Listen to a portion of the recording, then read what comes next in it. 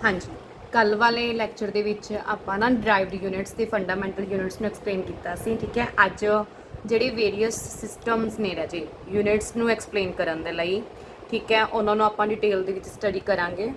ਔਰ ਸਭ ਤੋਂ ਪਹਿਲਾਂ ਆਪਣਾ ਟੌਪਿਕ ਹੈ ਕਰੈਕਟਰਿਸਟਿਕਸ ਆਫ ਅ ਸਟੈਂਡਰਡ ਯੂਨਿਟ। ਦੇਖੋ ਸਟੈਂਡਰਡ ਯੂਨਿਟ ਹੁੰਦੀ ਕੀ ਹੈ, ਜਿਵੇਂ ਹੁਣ ਮੰਨ ਲਓ ਅਗਰ ਆਪਾਂ ਏਸ਼ੀਅਨ ਟਾਈਮ ਦੀ ਗੱਲ ਕਰੀਏ, ਠੀਕ ਹੈ, ਕਿਸੇ ਵੀ ਚੀਜ਼ ਨੂੰ ਮੈਜ਼ਰ ਕਰਨ ਦੇ ਲਈ ਕੀ ਹੁੰਦਾ ਸੀਗਾ, ਇੱਕ ਬੇਸਿਕ ਯੂਨਿਟਸ ਜੀਆਂ ਅਡੋਪਟ ਕੀਤੀਆਂ ਜਾਂਦੀਆਂ ਸੀ। ਜਿਵੇਂ ਮੰਨ ਲਓ ਹੁਣ ਅਗਰ ਲੈਂਥ ਹੈ ਜਿਹੜੀ ਕਿਸ ਚੀਜ਼ ਦੀ ਮੈਜ਼ਰ ਕਰਨੀ ਹੈ, ਦੈਨ ਕੀ ਹੈਗਾ, ਜਿਵੇਂ ਆਪਣੇ ਕਹਿ ਲਓ ਹੈਂਡਸ ਨੂੰ ਯੂਜ਼ ਕਰਕੇ, ਠੀਕ ਹੈ ਨਾ, ਐਵੇਂ ਮੈਜ਼ਰ ਕਰ ਦਿੱਤੀ ਜਾਂਦੀ ਸੀ।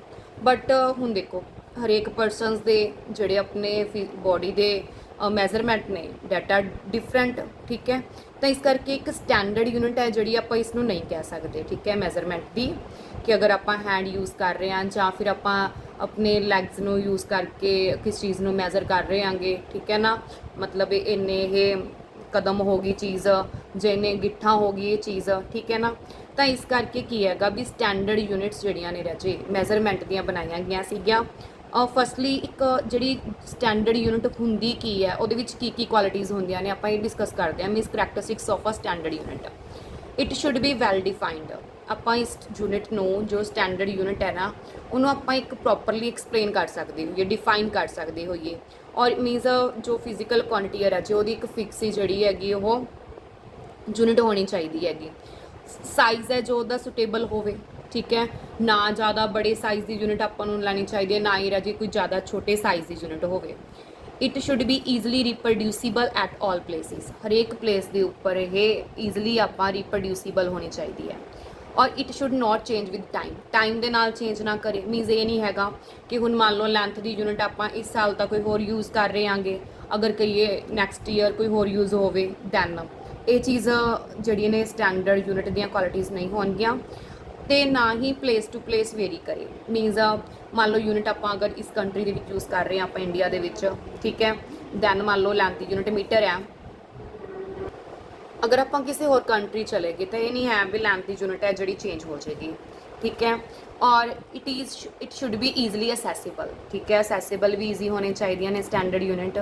ਅੱਗੇ ਨਾ ਵੇਰੀਅਸ ਸਿਸਟਮਸ ਨੇ ਯੂਨਿਟਸ ਦੇ ਜਿਨ੍ਹਾਂ ਦੇ ਦੁਆਰਾ ਰਾਜੇ ਆਪਾਂ ਇਹਨਾਂ ਯੂਨਿਟਸ ਨੂੰ ਡਿਫਾਈਨ ਕਰ ਸਕਦੇ ਹਾਂ, ਠੀਕ ਹੈ। ਫਸਟ ਜੋ ਸਿਸਟਮ ਹੈ CGS ਸਿਸਟਮ ਆਫ ਯੂਨਿਟਸ। ਜਿਹੜਾ ਇਹ CGS ਸਿਸਟਮ ਆਫ ਯੂਨਿਟ ਹੈ ਇਹ ਫਰਾਂਸ ਦੇ ਵਿੱਚ ਹੈ ਜੋ ਰਾਜੇ ਇਸ ਨੂੰ ਸੈਟਅਪ ਕੀਤਾ ਗਿਆ ਸੀਗਾ। ਔਰ ਇਹ ਕਿਸ ਦੇ ਬੇਸਿਸ ਤੇ ਹੁੰਦਾ ਹੈ, CGS, ਠੀਕ ਹੈ, CGS, C for centimetre, G for gram, S for second, ठीक है। ਜਿਹੜੇ ਆਪਣੇ ਫੰਡਾਮੈਂਟਲ ਯੂਨਿਟ ਸੀ ਮੀਨਸ ਮਾਸ, ਲੈਂਥ ਤੇ ਟਾਈਮ, ਇਸ ਦੇ ਬੇਸਿਸ ਦੇ ਉੱਪਰ ਮੀਨਸ ਮਾਸ ਦੀ ਯੂਨਿਟ ਕੀ ਹੋਗੀ, ਗ੍ਰਾਮ, ਲੈਂਥ ਦੀ ਕੀ ਹੋਗੀ ਰਾਜੇ ਸੈਂਟੀਮੀਟਰ, ਔਰ ਟਾਈਮ ਦੀ ਕੀ ਬਣ ਜਾਏਗੀ, ਸੈਕਿੰਡ ਬਣ ਜਾਏਗੀ। ਮੀਨਸ ਇਹ ਕੀ ਹੋ ਗਿਆ CGS ਸਿਸਟਮ ਆਫ ਯੂਨਿਟ।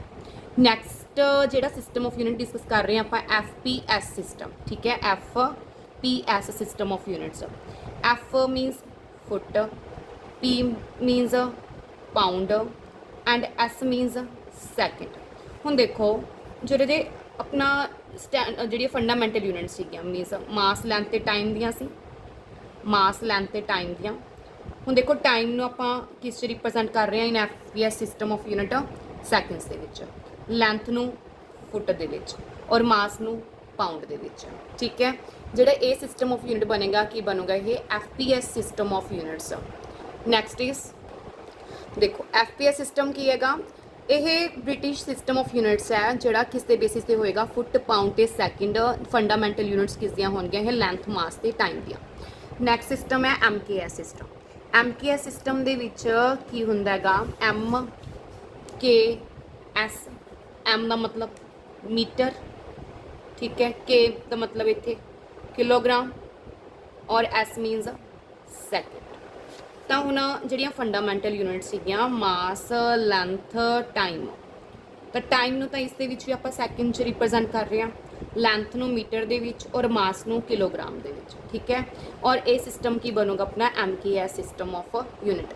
ਹੁਣ ਪ੍ਰੋਬਲਮ ਇਹ ਸੀ ਕਿ ਅਗਰ ਆਪਾਂ ਦੇਖੀਏ ਰਾਜੇ ਫਿਜ਼ੀਕਲ ਕੁਆਂਟੀਟੀਜ਼ ਨੇ ਗਿਆ, ਅਗਰ ਫਿਜ਼ੀਕਲ ਕੁਆਂਟੀਟੀਜ਼ ਨੇ ਗਿਆ, ਮੰਨ ਲਓ ਆਪਣੀ ਕੰਟਰੀ ਦੇ ਵਿੱਚ ਤਾਂ ਕੋਈ ਹੋਰ ਯੂਨਿਟ ਆਪਾਂ ਯੂਜ਼ ਕਰ ਰਹੇ ਹਾਂ ਉਸ ਨੂੰ ਮੈਜ਼ਰ ਕਰਨ ਦੇ ਲਈ, ਠੀਕ ਹੈ, ਕਿਸੇ ਹੋਰ ਕੰਟਰੀ ਦੇ ਵਿੱਚ ਜਿਹੜੀ ਯੂਨਿਟ ਹੈ ਉਹ ਮਤਲਬ ਕੋਈ ਹੋਰ ਯੂਜ਼ ਕਰ ਰਹੇ ਨੇ।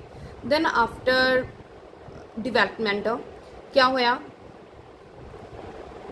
ਕਿ ਸਟੈਂਡਰਡ ਸਿਸਟਮ ਆਫ ਯੂਨਿਟ ਚਾਹੀਦਾ ਸੀਗਾ ਵੀ ਜਿਹੜਾ ਹਰੇਕ ਜਗ੍ਹਾ ਦੇ ਉੱਪਰ ਇਕੁਅਲ ਹੀ ਐਕਸੈਸੀਬਲ ਹੋਵੇ। ਠੀਕ ਹੈ, ਮੀਨਸ ਆਪਾਂ ਅਗਰ ਫਿਜ਼ੀਕਲ ਕੁਆਂਟੀਟੀ ਕੋਈ ਲੈਂਥ ਹੈ, ਅਗਰ ਇਸ ਕੰਟਰੀ ਦੇ ਵਿੱਚ ਆਪਾਂ ਮੈਜ਼ਰ ਕਰ ਰਹੇ ਹਾਂ, ਕਿਸੇ ਯੂਨੀਵਰਸ ਦੇ ਕਿਸੇ ਵੀ ਆਪਾਂ ਪਲੇਸ ਦੇ ਉੱਪਰ ਚਲੇ ਜਾਈਏ, ਠੀਕ ਹੈ ਨਾ, ਉੱਥੇ ਸੇਮ ਯੂਨਿਟ ਹੀ ਹੈ ਜਿਹੜੀ ਯੂਜ਼ ਕੀਤੀ ਜਾਵੇ। ਠੀਕ ਹੈ, ਇਸ ਦੇ ਨਾਲ ਕੀ ਹੈ ਥੋੜੇ ਕੈਲਕੂਲੇਸ਼ਨਸ ਈਜ਼ੀ ਹੋ ਜਾਣਗੀਆਂ। ਮੀਨਸ ਆਪਾਂ ਨੂੰ ਕਿਸੇ ਹੋਰ ਕੰਟਰੀ ਦੇ ਨਾਲ ਕਮਿਊਨੀਕੇਟ ਕਰਨਾ, ਠੀਕ ਹੈ, ਔਰ ਟ੍ਰੇਡ ਕਰਨਾ ਉਹ ਈਜ਼ੀ ਹੋ ਜਾਏਗਾ। ਠੀਕ ਹੈ, ਇਸ ਦੇ ਲਈ ਜੋ ਆਪਣੀ ਨਾ ਜਨਰਲ ਕਾਨਫਰੰਸ ਸੀਗੀ weight ਤੇ ਮੈਜ਼ਰ ਦੀ, ਉਹ ਹੈਲਡ ਹੋਈ ਸੀ ਕਿਸ ਦੇ ਵਿੱਚ 1960 ਦੇ ਵਿੱਚ। ਠੀਕ ਹੈ, ਜਿਸ ਨੇ ਇੱਕ ਸਟੈਂਡਰਡ ਸਿਸਟਮ ਆਫ ਯੂਨਿਟਸ ਦਿੱਤਾ ਸੀਗਾ ਜਿਸ ਨੂੰ ਕਹਿੰਦੇ ਸਟੀਮ ਇੰਟਰਨੈਸ਼ਨਲ ਡੀ ਯੂਨਾਈਟਸ।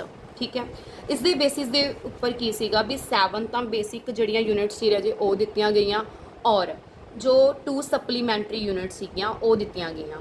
ਤਾਂ ਬੇਸਿਕ ਫਿਜ਼ੀਕਲ ਕੁਆਂਟੀਟੀਜ਼ ਕਿਹੜੀਆਂ ਨੇਗੀਆਂ, ਜਿਵੇਂ ਇਸ ਦੇ according length, mass, time, temperature, electric current, luminous intensity, quantity of matter.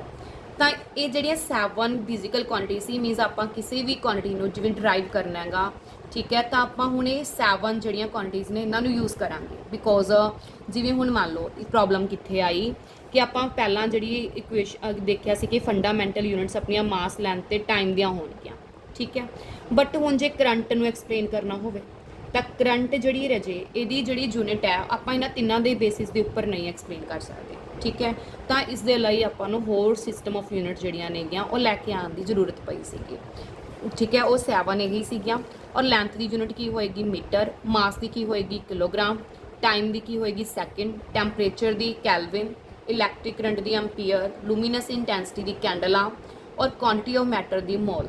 ਠੀਕ ਹੈ, ਇਹਨਾਂ ਦੇ ਸਿੰਬਲਸ ਨੇ। ਮੀਟਰ ਨੂੰ ਆਪਾਂ ਸਮੋਲ m ਦੇ ਨਾਲ ਰਿਪਰੈਜ਼ੈਂਟ ਕਰਾਂਗੇ, ਕਿਲੋਗ੍ਰਾਮ ਨੂੰ kg ਦੇ ਨਾਲ, ਸੈਕਿੰਡ ਨੂੰ s ਦੇ ਨਾਲ, ਕੈਲਵਿਨ ਕੈਪੀਟਲ K ਦੇ ਨਾਲ ਰਾਜੇ, ampere that is with capital A, ਕੈਂਡਲਾ CD, ਔਰ ਮੋਲ ਨੂੰ ਆਪਾਂ MOL ਮੋਲ ਦੇ ਨਾਲ ਰਾਜੇ ਐਬਰੀਵੇਟ ਕਰ ਦਿੰਦੇ ਆਂਗੇ। ਅੱਗੇ ਨੈਕਸਟ 2 ਸਪਲੀਮੈਂਟਰੀ ਫਿਜ਼ੀਕਲ ਕੁਆਂਟੀਟੀ ਸੀਗੀਆਂ ਪਲੇਨ ਐਂਗਲ ਤੇ ਸੋਲਿਡ ਐਂਗਲ। ਪਲੇਨ ਐਂਗਲ ਦੀ ਜੋ ਯੂਨਿਟ ਹੈ ਰੇਡੀਅਨ ਹੈ, ਔਰ ਸੋਲਿਡ ਐਂਗਲ ਦੀ ਜੋ ਯੂਨਿਟ ਹੈ ਉਹ ਕੀ ਹੈ ਸਟੀਰੇਡੀਅਨ ਹੈਗੀ। ਠੀਕ ਹੈ, ਅੱਗੇ ਲੈਂਥ ਦੀਆਂ ਕੁਝ ਆਪਾਂ ਜਿਹੜੀਆਂ ਯੂਨਿਟ ਯੂਜ਼ ਕਰਦੇ ਹਾਂ, ਠੀਕ ਹੈ, ਉਹਨਾਂ ਦੇ ਮੈਜ਼ਰਮੈਂਟ ਦਿੱਤੇ ਗਏ ਨੇਗੇ। ਫਰਮੀ ਜੋ ਹੁੰਦੀ ਹੈ ਇਹਦੇ 1 ਫਰਮੀ, ਔਰ ਜਾਂ ਫੈਮਟੋਮੀਟਰ ਇਸ ਦੀ ਵੈਲਿਊ ਹੋਏਗੀ 10⁻⁻15 ਮੀਟਰ। 1 ਐਂਗਸਟ੍ਰੋਮ ਦੀ ਜੋ ਵੈਲਿਊ ਹੁੰਦੀ ਹੈ 10⁻−10 ਮੀਟਰ ਦੇ ਇਕੁਅਲ ਹੁੰਦੀ ਹੈ, ਔਰ 1 ਮਾਈਕਰੋਮੀਟਰ ਹੈ ਜੋ 10⁻6 ਮੀਟਰ ਦੇ ਇਕੁਅਲ ਹੁੰਦਾ ਹੈਗਾ। ਔਰ ਜਿਹੜੀਆਂ ਯੂਨਿਟਸ ਨੇਗੀਆਂ ਲੈਂਥ ਦੀਆਂ ਉਹ ਕਾਫੀ ਜ਼ਿਆਦਾ ਜਿਹੜੀਆਂ ਮਤਲਬ ਕਾਫੀ ਲਾਰਜ ਵੈਲਿਊਜ਼ ਜਿਹੜੀਆਂ ਕੈਲਕੂਲੇਟ ਕਰਨ ਦੇ ਲਈ ਯੂਜ਼ ਕੀਤੀਆਂ ਜਾਂਦੀਆਂ ਨੇ, ਉਹਨਾਂ ਨੂੰ ਐਕਸਪਲੇਨ ਕਰ ਰਹੇ ਹਾਂ ਅੱਗੇ ਆਪਾਂ। ਫਸਟ ਹੈ ਇਹਨਾਂ ਦੇ ਵਿੱਚੋਂ ਲਾਈਟ ਈਅਰ। ਠੀਕ ਹੈ, ਲਾਈਟ ਈਅਰ ਕੀ ਹੈਗਾ, ਇਹ ਡਿਸਟੈਂਸ ਕਿੰਨੀ ਟਰੈਵਲ ਕੀਤੀ ਗਈ ਹੈ ਰਾਜੇ ਲਾਈਟ ਦੇ ਦੁਆਰਾ। ਠੀਕ ਹੈ, ਵੈਕਿਊਮ ਦੇ ਵਿੱਚ 1 ਸਾਲ ਦੇ ਵਿੱਚ। ਠੀਕ ਹੈ, ਮਤਲਬ 1 ਸਾਲ ਦੇ ਵਿੱਚ ਜੋ ਲਾਈਟ ਟਰੈਵਲ ਕਰ ਰਹੀ ਹੈਗੀ ਡਿਸਟੈਂਸ ਵੈਕਿਊਮ ਦੇ ਵਿੱਚ, ਉਸ ਨੂੰ ਕੀ ਬੋਲਦੇ ਆ ਆਪਾਂ 1 ਲਾਈਟ ਈਅਰ। ਠੀਕ ਹੈ, ਸਪੀਡ ਹੈ ਜਿਹੜੀ ਲਾਈਟ ਦੀ ਕਿੰਨੀ ਹੁੰਦੀ ਹੈ 3 × 10⁸ ਮੀਟਰ ਪਰ ਸੈਕਿੰਡ ਵੈਕਿਊਮ ਦੇ ਵਿੱਚ। ਔਰ 1 ਈਅਰ ਮੀਨਸ 1 ਈਅਰ ਦੇ ਵਿੱਚ ਡੇ ਆਪਾਂ 365 ਲੈ ਲਏ, ਇੱਕ ਡੇ ਦੇ ਵਿੱਚ ਜੋ ਆਰਸ ਹੁੰਦੇ ਨੇ 24 ਹੋਣਗੇ। ਅੱਗੇ ਮਿੰਟਸ ਔਰ ਸੈਕਿੰਡਸ ਦੀ ਕਨਵਰਜ਼ਨ ਹੈ, ਮਤਲਬ 1 ਮਿੰਟ ਦੇ ਵਿੱਚ ਜੋ 60 ਸੈਕਿੰਡਸ ਹੋਣਗੇ। ਠੀਕ ਹੈ, 1 ਈਅਰ ਕਿਸ ਦੇ ਇਕੁਅਲ ਆ ਜਾਏਗਾ ਦਿਸ ਵੈਲਿਊ ਦੇ, ਤਾਂ 1 ਲਾਈਟ ਈਅਰ ਕਿਸ ਦੇ ਇਕੁਅਲ ਹੋਏਗਾ ਜੋ ਸਪੀਡ ਆਫ ਲਾਈਟ ਹੈ ਜੇ ਡਿਸਟੈਂਸ ਕੱਢ ਰਹੇ ਹਾਂ ਆਪਾਂ ਸਪੀਡ ਆਫ ਲਾਈਟ। ਠੀਕ ਹੈ, ਇਸ ਨੂੰ ਆਪਾਂ ਇਸ ਵੈਲਿਊ ਦੇ ਨਾਲ ਅਗਰ ਮਲਟੀਪਲਾਈ ਕਰਾਂਗੇ ਦੈਨ ਆਪਾਂ ਨੂੰ 1 ਲਾਈਟ ਈਅਰ ਦੀ ਵੈਲਿਊ ਹੈ ਜਿਹੜੀ ਮਿਲੇਗੀ। ਔਰ 1 ਲਾਈਟ ਈਅਰ ਕਿਸ ਦੇ ਇਕੁਅਲ ਹੋਏਗਾ 9.46 × 10⁻15 ਮੀਟਰ ਦੇ ਇਕੁਅਲ।